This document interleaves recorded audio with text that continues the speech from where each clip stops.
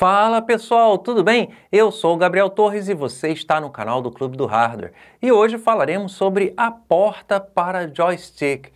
Se você é mais novo, de repente nem sabe que os computadores antigamente tinham uma porta específica para instalação de controladores de jogos, como joysticks. E se você é mais antigo, de repente lembra assim vagamente, tinha uma porta para joystick, como é que era mesmo? Então vamos falar hoje sobre a porta para joystick e que fim levou essa porta.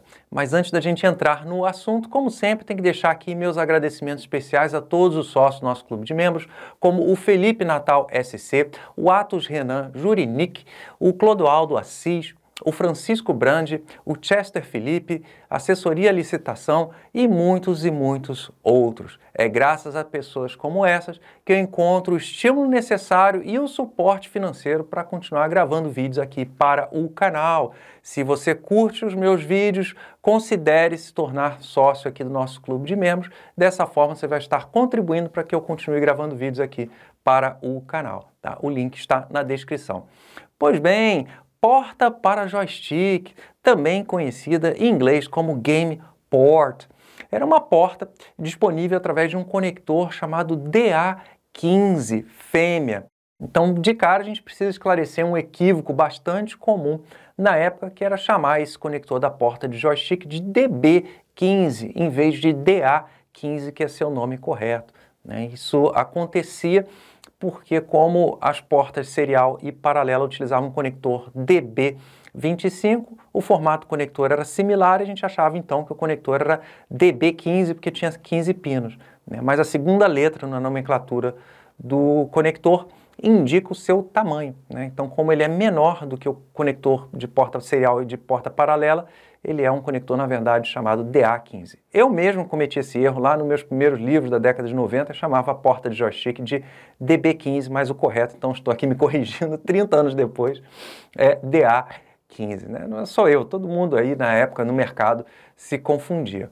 Pois bem, a porta para joystick surgiu lá com o primeiro IBM PC de 1981, mas como uma placa opcional, né? Uma placa chamada Game Control Adapter, que custava $55 na época, um absurdo de caro, né? Mesmo hoje em dia seria caro uma placa de expansão só para adicionar uma porta de joystick por $55, imagina na época, esses $55 equivaleria mais ou menos a $200 hoje em dia. Imagina, pagar $200 para ter uma plaquinha só para ter uma porta de joystick, fora o custo do joystick. De repente a placa era até mais cara que o próprio joystick, né? Então, realmente muito cara, né? Então essa situação melhorou com o lançamento da placa de som Sound Blaster, lá em 1989.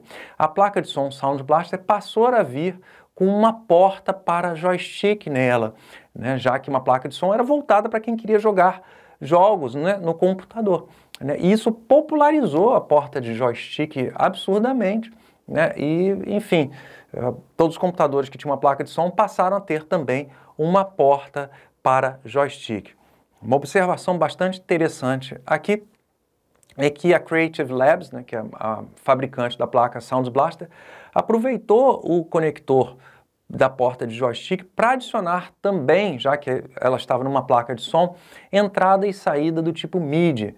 Tá? MIDI é uma interface de comunicação de instrumentos musicais digitais, né? Então você pode conectar teclados, principalmente teclados, né? Bateria eletrônica, esse tipo de coisa, ao computador através dessa interface MIDI, e aí o computador você vai usar ele como um sequenciador, ou seja, como um controlador desses instrumentos, um controle remoto desses instrumentos, né? Então, a Creative Labs pegou alguns pinos que eram redundantes na porta de joystick para adicionar a entrada MIDI, MIDI-in, e a saída MIDI, MIDI-out, né? E aí você precisaria de um cabo adaptador para poder utilizar os conectores MIDI, né? Já que o conector ali era um conector para joystick, né? E aí esse cabo era um cabo chamado YPSL, né? Você encaixava uma ponta na porta de joystick da placa de som, né? E aí você passava a ter 3 conectores ali, MIDI-in, MIDI-out e um conector para joystick, para você poder usar o joystick ao mesmo tempo, né, que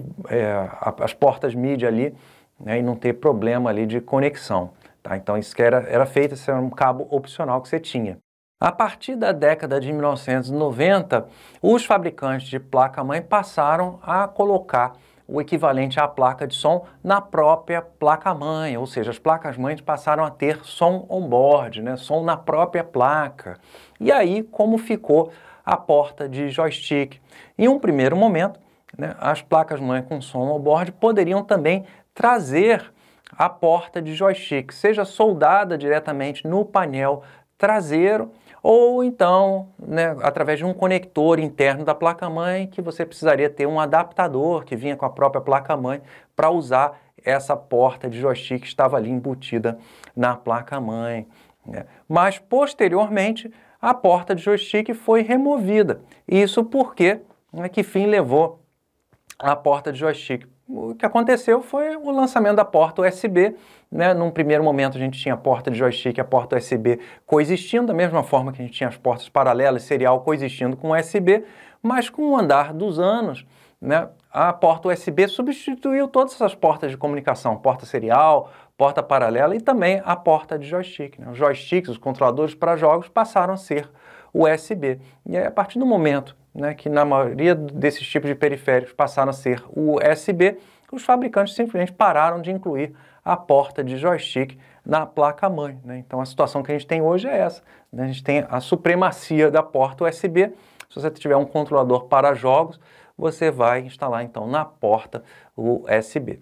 Tá? Essa foi então uma história bastante resumida da porta para joystick. Espero que tenham gostado, né? Não deixe de dar o joinha aí no vídeo, se inscreva no canal, considere se tornar sócio do Clube de Membros, dá uma conferida também nos meus livros e cursos, tá tudo, os links estão todos aqui na descrição, tá bom? Um grande abraço e até o próximo vídeo.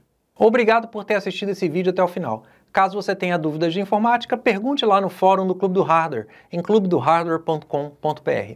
Considere se tornar sócio do nosso Clube de Membros e também adquirir meus livros e cursos sobre hardware, redes e eletrônica. Os links estão aqui na descrição. Um grande abraço e até o próximo vídeo.